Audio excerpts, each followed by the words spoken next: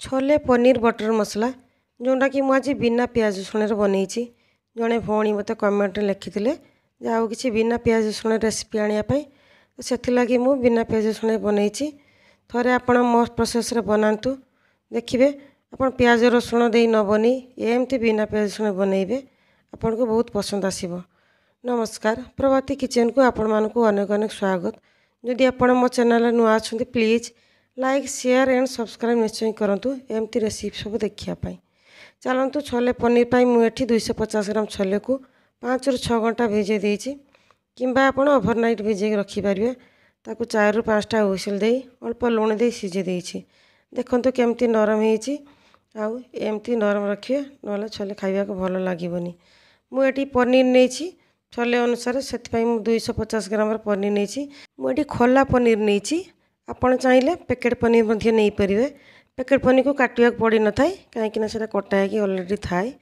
आ मु एटी एमती छोट छोट साइज रे काटुछि। आपण आपण को साइज हिसाब रे काटि नै परिबे। एई रेसिपी रे पनीर टिके छोट साइज रे खाइबा को भल लागे। देखंतु मु सब तक गोटे पात्र को उठै नेइछि। एपटे मु किछि कैप्सिकम को छोट छोट करी काटि नेइछि। देखंतु आउ मसला रे मु किछि अदा आ कंचा लका को छेची नेइछि, बाटी नै काहेकि ना छेचा पकेले टेस्ट भल आसीबो। एपटे मु 50 ग्राम काजू को भिजे की रखिथिली ताको गोटे ग्राइंडर जार रे देबी। आउ किछि मगज जति काजू नेइछि मु तार आधा मगज नेइछि ताको मध्ये भिजे की रखिथिली ताको ग्राइंडर जार रे देबी। आपण चाहिले मगज बदले रे किछि पोस्त मध्ये देई परिबे, टेस्ट भल आसीबो। आउ मु 2टा टमाटो को छोट छोट करी काटी की रखिथिली ताको मध्ये देबी। एबे टमाटर खटा अंश ने सेति में 2टा देइछि। देसी टमाटो हेतिले आपण गोटे देबे आ अल्प पानी देई मु ताको भल भाव रे बाटी नउछि। बाटिला परे मु देखंतु गोटे पात्र को बाहर कर नेइछि कि मोर छोले आ पनीर हिसाब रे काजू मगज को नेइछि। आपण आपण के हिसाब रे नेबे। जेतु एटी प्याज रसुण पडुनी काजू मगज टिके अधिका पड़िबो। देखंतु मु एठी गोटे पैन नेइछि सेतरे अल्प रिफाइन तेल देली। रिफाइन तेल को भल भाव रे गरम कर दबा आ तापर जो मु काटी की रखिथिली पनीर को देबी।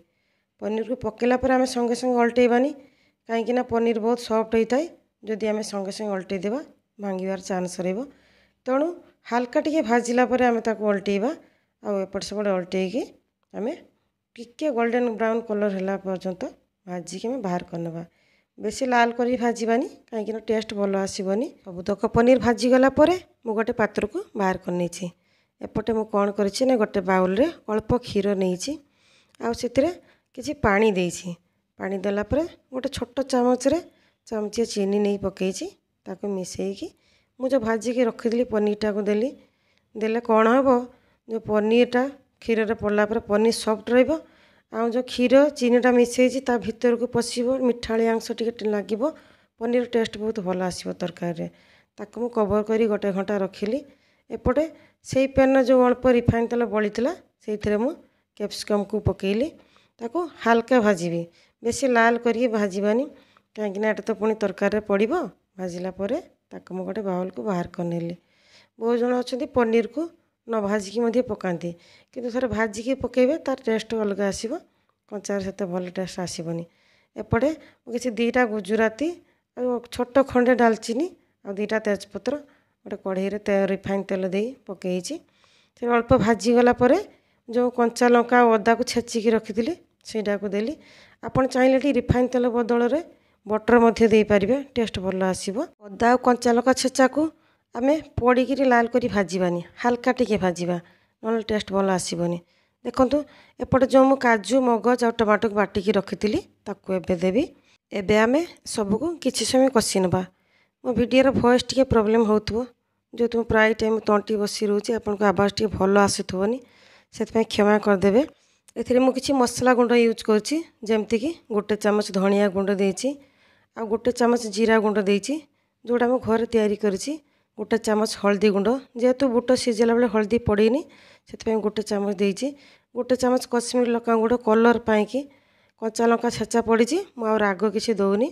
जदि आप अधिका राग चाहते आगो राग मध्य पकई पारे ताको आम भल भाव कषा।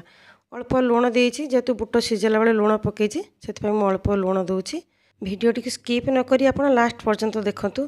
देखंतु एमती प्रोसेस जदि आप बनइबे मंदिर प्रसाद खाइला बेले आपन को लागिबो। ଆଉ ମସଲାକୁ ଆମେ ଭଲ ଭାବରେ କଷି ନେବା। ଯେତେ କଷିବେ ତରକାରୀ ଟେଷ୍ଟ ସେତେ ଭଲ ଆସିବ। ଯେଉଁ ମୁଁ ମସଲାର ପାଣି ରଖିଥିଲି ଏବେ ସେ ପାଣି ଦେବି। ପାଣିକୁ ଦେଇ ଭଲ ଭାବରେ ଗୋଳେଇ ଦେବି।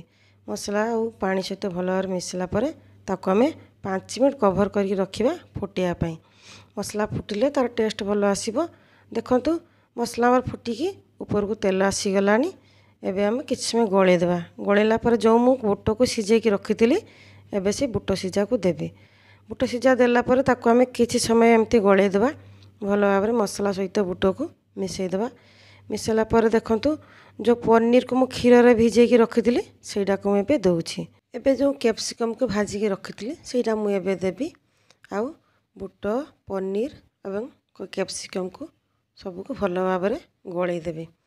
ଗୋଳେଇ ଦେଲା ପରେ ତାକୁ ମୁଁ 5 ମିନିଟ୍ ଛାଡ଼ିବି ଫୁଟିବା ପାଇଁ।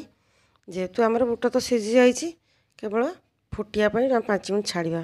ଏପଟେ ମୁଁ ଗୋଟେ ମସଲା ତିଆରି କରିବି ଯେଉଁଟା ତରକାରୀ ଟେଷ୍ଟ ବଢ଼େଇବ। ସେଇଟା ହେଉଛି ମୁଁ ଅଳ୍ପ କିଛି ଡାଲଚିନି ନେଇଛି, 2-3ଟା ଗୁଜୁରାତି, ଆଉ କିଛି ଲବଙ୍ଗ, କିଛି ଗୋଲମରିଚ, ଛୋଟ ଖଣ୍ଡେ ଜାଇଫଳ, ଅଳ୍ପ ଟିକେ ଜାଇତ୍ରୀ।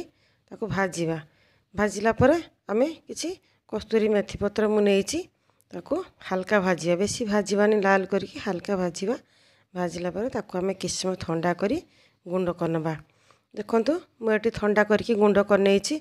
ଏପଟେ ଆମର ତରକାରୀ ଫୁଟିଗଲାଣି। ଦେଖନ୍ତୁ ତରକାରୀ ଫୁଟିଲା ପରେ ଆମେ 1 ଚାମଚ ଚିନି ଦେବା। ମୁଁ ଆଗରୁ ଚିନି ପକାଇଥିଲି, ଏବେ 1 ଚାମଚ ଚିନି ଦେବି। କାହିଁକିନା ଯେହେତୁ କାଜୁ ମଗଜ ପଡ଼ିଛି ସେଥିରେ ଚିନି ପକାଇଲେ ଟେଷ୍ଟଟା ଭଲ ଆସେ। ଆଉ ଭଜା ମସଲା ଗୁଣ୍ଡ, ଆଉ 1 ପିସ୍ ମୁଁ ଏଠି ବଟର ଦେଉଛି, ଯେଉଁଟା ମୁଁ ଉପରେ ଦେଉଛି। ଉପରେ ଦେଲା ପରେ ବାସ୍ନାଟା ଭଲ ଆସିବ। ଯଦି ଆପଣ ଚାହିଁବେ ବଟର ବଦଳରେ 1 ଚାମଚ ଘିଅ ମଧ୍ୟ ଦେଇପାରିବେ। ଆମେ ସବୁତକ ଭଲ ଭାବରେ ଗୋଳେଇ ନେବା। ଗୋଳେଇ ନେଇକି ଆମେ 5 ମିନିଟ୍ ଫୁଟିବା ପାଇଁ ଛାଡ଼ିବା। ଯେହେତୁ ଆମେ ବଟର ଦେଇଛେ, ମସଲା ଦେଇଛେ, ତାକୁ ଟିକେ ଫୁଟାଇ ନେବା। ତା ସବୁ ବାସ୍ନାଟା ତରକାରୀ ସାଙ୍ଗରେ ମିଶିଯିବ।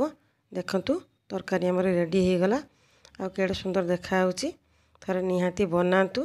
ଶେଷରେ ଆମେ କ'ଣ କରିବା ନା, ୟା ପରେ ମୁଁ କିଛି କାଟିକି ରଖିଥିଲି ଧନିଆ ପତ୍ର, ସେଇଟାକୁ ଦେବି। ଥରେ ନିଶ୍ଚିନ୍ତ ବନାନ୍ତୁ। ଆଉ କେମିତି ଲାଗିଲା କମେଣ୍ଟ ମାଧ୍ୟମରେ ମୋତେ ଜଣାନ୍ତୁ। ଏହି ତରକାରୀଟି ଭାତ, ରୁଟି, ପୁରୀ, ପରଠା କିମ୍ବା ନାନ୍ ସାଙ୍ଗରେ ଖାଇବାକୁ ବହୁତ ଭଲ ଲାଗେ।